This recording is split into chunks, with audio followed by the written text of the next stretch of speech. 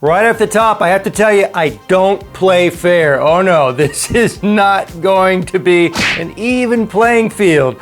I am pitting two budget, or you might even say cheap microphones against the broadcast standard. This guy, the ElectroVoice RE20. The question is, how do these two microphones from FiFine compare? And by budget, I mean around 80 bucks.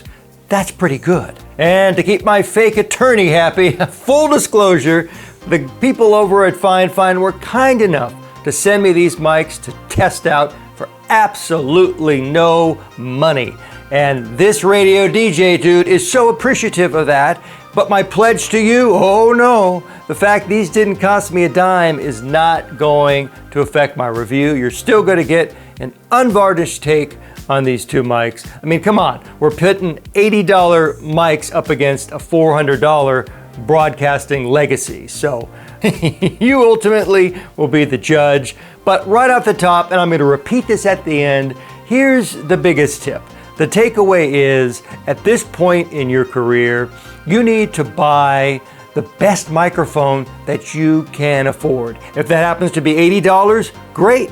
If you could drop $400 on a mic like the RE20, even better. Because here's the deal with audio equipment. If you buy right early on, you never have to buy again. Unless, you happen to drop the mic on the street right as a steamroller's coming along, then, well, fate is nudging you in the direction of a new mic. But my RE20 I've had for almost a decade. It is a tank, it's rock solid, and it's a proven industry standard. And it's a mic I'm just so used to hearing, so that's why I'm kind of excited to put my ear on these bad boys.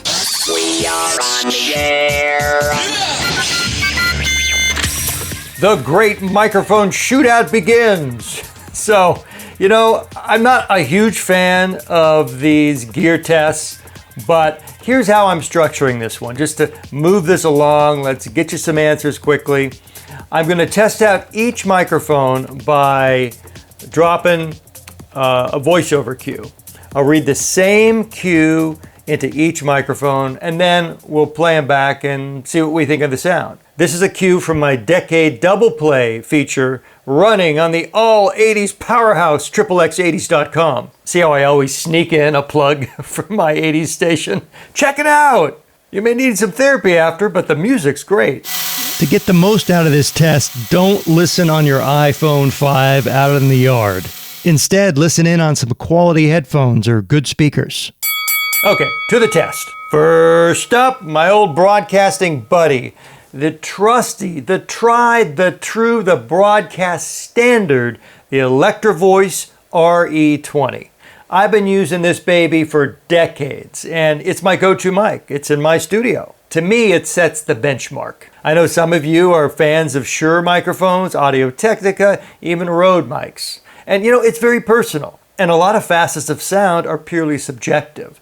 Different voices sound better on different microphones. But enough with the blah blah preamble. Let's get into the test. I have a voiceover cue to record.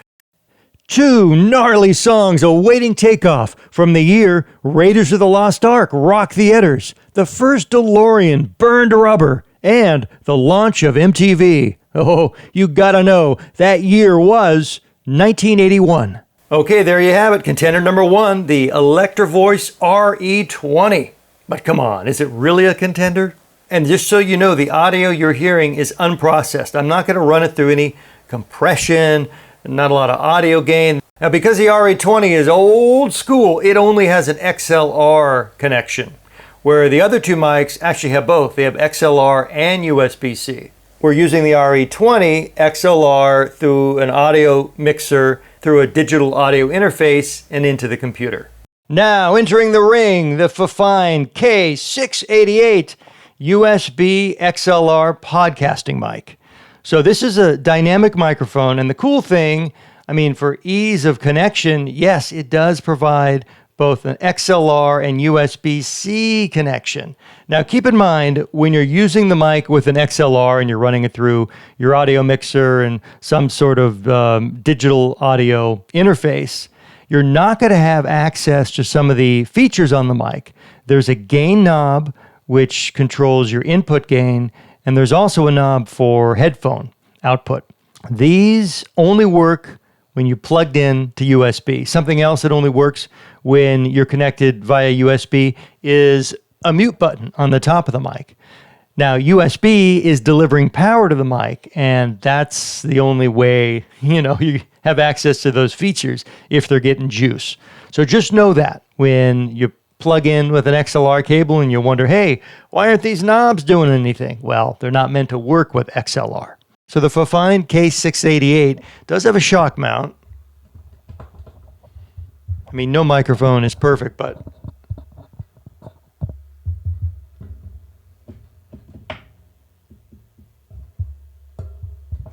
it still will pick things up. You can kind of move it,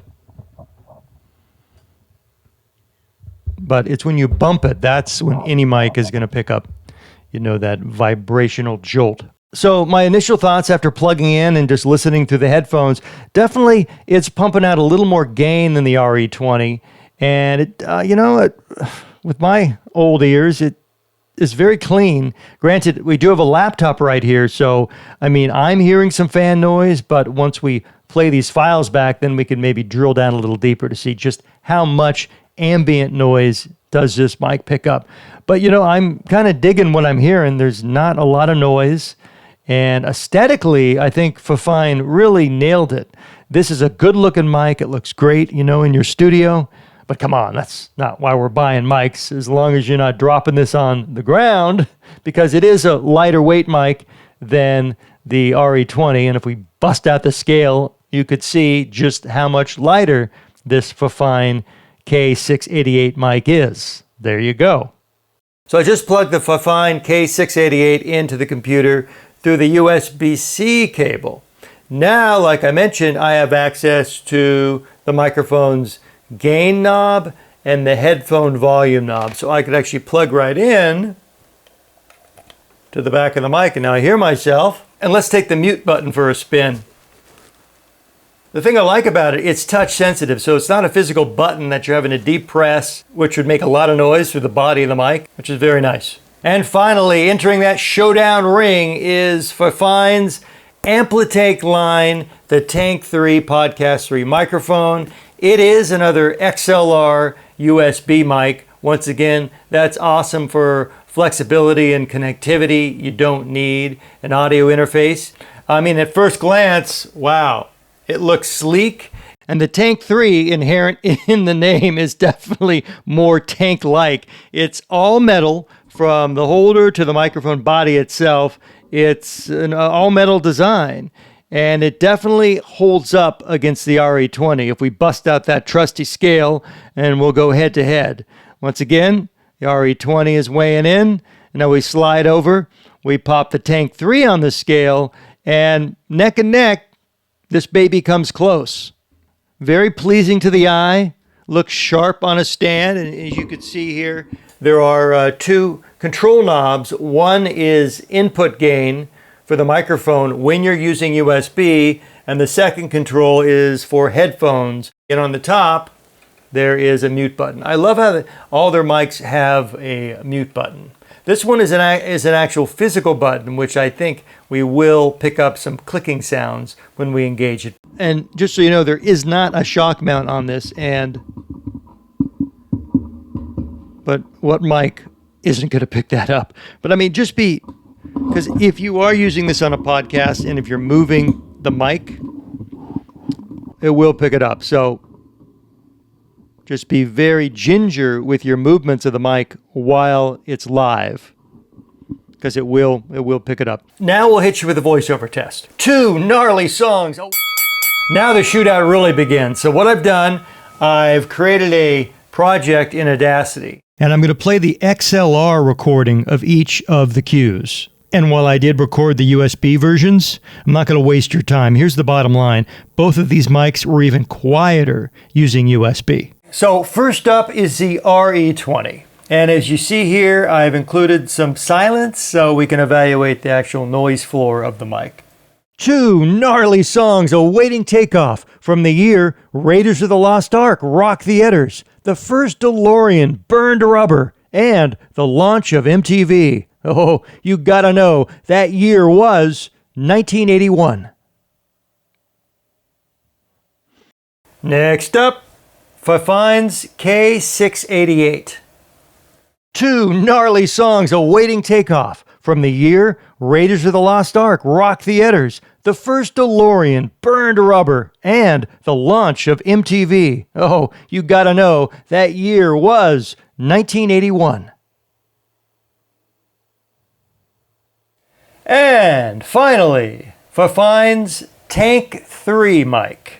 Two gnarly songs awaiting takeoff from the year Raiders of the Lost Ark rocked theaters, the first DeLorean burned rubber, and the launch of MTV. Oh, you gotta know, that year was 1981. Let me just say with 98.3% certainty, I don't think there's any sub $100 microphone that could ever go up against the ElectroVoice. It's just not possible. But I don't want this to really color your opinion of mics where on their own, they do sound good. But I guess another purpose of this test, and this is just kind of sinking in, don't expect $400 sound from a $99 mic. You're not going to get there. Maybe some have not heard true sound coming out of a broadcast quality mic, which this is. But hopefully as you listen to these files, that sinks in. And first thoughts, I mean, the RE20 sound is so rich, it's natural, and I think it has wide coverage over the entire audio spectrum. It doesn't color the sound, and there's a nice warmth to it. My gut reaction after listening to the K688 was, overall, it sounds good, but it's a little on the high-end side. I don't think it accurately, really delivers on the bass on the low end. But I think it's a clean, it's a crisp mic. There's relatively low noise when we're using the XLR. And I think it does sound good. And finally, the Tank3. I really had high hopes for this because it's so wonderfully made. It's just solid. And to me, at first glance, I thought that would be the one, that would be the contender to really, go up against. But I have to say, upon listening to it, it does seem to color the sound on its own. I guess through its own harmonics or, its frequency curve. It feels like it's doing actually a little compression. I'm hearing more mids than I'd like to. But all that said, it's still producing a very usable sound. It just comes down to taste at the end of the day. I mean, audio is so subjective. Well, to a point. There is crap audio, and everyone would agree upon that. But it all comes down to your vocal range. And it's really pairing your voice with the right mic. That's key. But the test isn't over.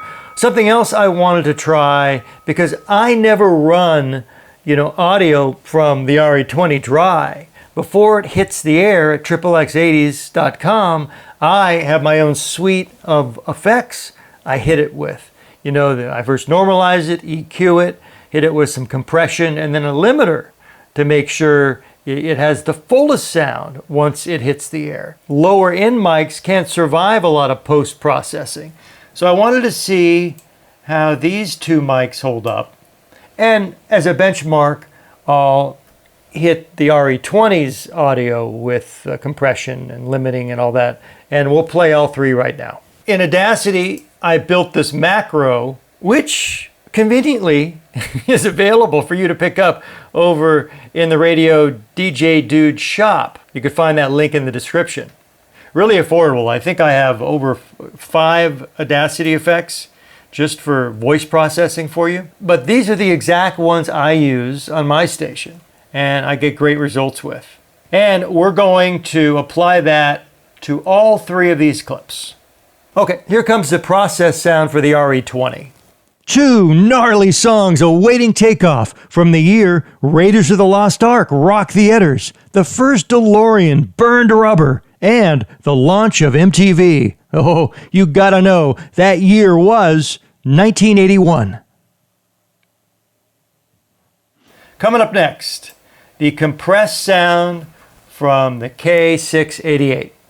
Two gnarly songs awaiting takeoff from the year Raiders of the Lost Ark rocked theaters, the first DeLorean burned rubber, and the launch of MTV. Oh, you gotta know, that year was 1981.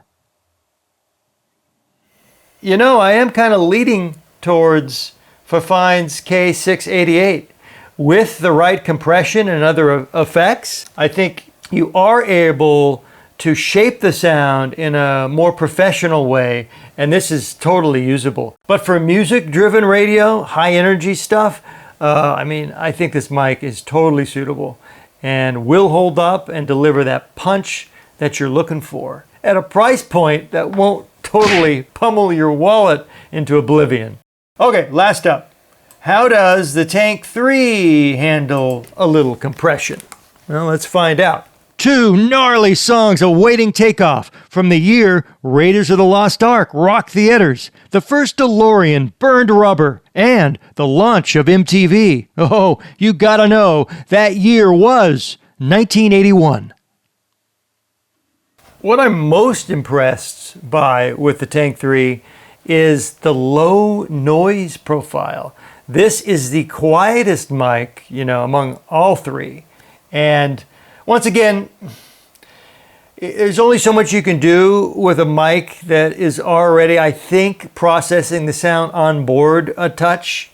This just is amplifying what the mic already ships with. And to be fair, FiFine has disclosed that with the Tank 3, they were hoping to design a mic that was quote-unquote more natural sounding without a lot of bass. But to me, I think it could have used a little more bass and not as much mids. But in its price class, which is key, it's still a solid mic. And honestly, with the right EQ and compression on both these mics, you could really get some solid sound. So if you're looking for a discount microphone, well, I'd love to hear what you think about these FiFines. So, who cares what these old ear holes think? I want to know your thoughts. Please drop them in the comments below. Let me know which of the mics really causes your ears to tingle, and then we'll talk about it, because that's what we do. Once again, thanks so much to FiFine. I'm not a huge fan of these gear review videos. Also, let me know if you want me to do more of them in the future, or any other topic that just sends delight coursing through your veins. I'd like to know about that too.